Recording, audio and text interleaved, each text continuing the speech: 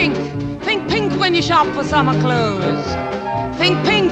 Think pink if you want that kelp that shows. Red is dead, blue is through, green's obscene, brown's taboo, and there is not the slightest excuse for plum abuse or chartreuse. G'day gorgeous. So today I was reflecting back on some work that I've just done for myself and my own business at the moment, trying to put some information together about what it is that I try and do on a daily basis and what makes what I do unique to what anybody else can do.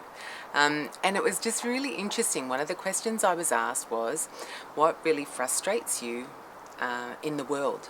And my immediate response was judgment. If I could just stop getting people to judge each other and stop having that internal judgmental voice that we get inside our head coming on every time somebody, starts that self-doubt. It's usually an internal judgment about something that you've done. If we could stop judging ourselves and stop judging each other, then a whole bunch of things would change in the world. But I started to second guess myself about, is it all judgment? Because I also understand that what makes us different and unique to other people in how we live our lives is about what we judge from a moral perspective to be the right thing to do in comparison to what somebody else may choose to do for their own life. So then I'm like, there is some judgment that we apply there. But when I started to kind of pull it apart a little bit more, the issue with judgment for me is then what behaviour results from that.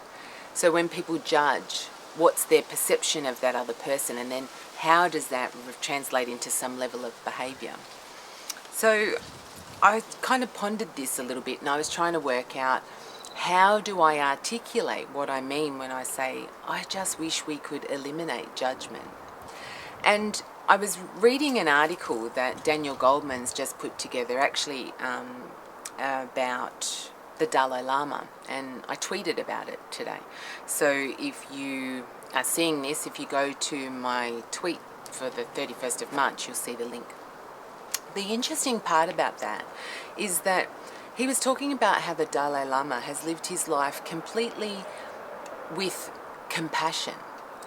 And I thought, that's what it is, isn't it? It's not necessarily the lack or the complete elimination of judgment. It's that even if a perception of another person's actions or activities, or a perception about something that we did that may have had a negative impact on our lives, it's not so much the issue of the judgment around it, it's the issue of, do we have compassion? Has that person acted in a way that we felt some level of perhaps empathy for their position, or have we just kind of looked at somebody else and made that judgment and applied our own belief system on them and then potentially behaved negatively towards that person? And I think that's the distinction for me. It's understanding that we all have views and opinions, and a lot of that has come from how we've grown up and the society that we live in and the information that we kind of imbibe into our systems as children, and then as we grow into adulthood. And we overlay that with our own value system as we grow up. We don't necessarily blindly follow everything that our parents tell us to do. But for me, I think a huge part of the issue around judgment is when judgment is applied and a behaviour follows that negatively impacts another human being. I don't want that. Even when the judgment comes up and a position is applied or a perspective on it is applied towards ourselves, because we're often our most harshest critics. And when we look at the work that we do and how we kind of interact with other people, we often judge ourselves or our actions, and then the behaviour that follows is that we often beat ourselves up, start to kind of feel bad about ourselves, and on comes a downward spiral into this very negative thinking space, and it's really not helpful. And I'm aware that people can't just stop that judgmental voice that happens in their head just by saying, I'm not going to do that.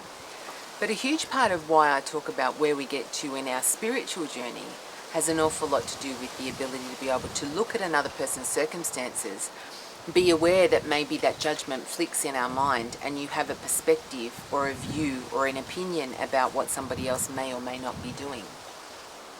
But that you just kind of let that one go rather than reacting to it, rather than allowing the behavior to manifest where you negatively impact another human being. Because who needs more negative input, right? And actually, even in letting that energy flow out of you in a negative way, you're really not actually enhancing your own experience. Sometimes it's just useful to allow those thoughts to come up. Just be aware that they're there and let them go through to the gatekeeper. Because expressing them isn't actually helping anybody.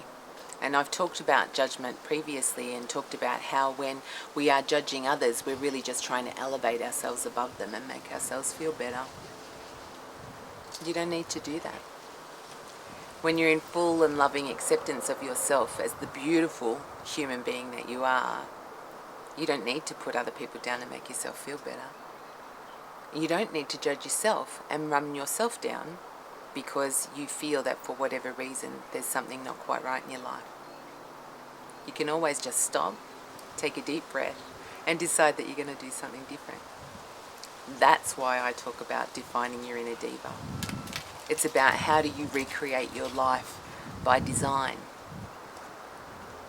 All right, gorgeous. I hope that was interesting. Have a great week, and I'll see you soon. Pink for cheeks and pink at your lips, pink for shirts and all of your slips, just a touch of pink at your knees, and if you please, what? Pink should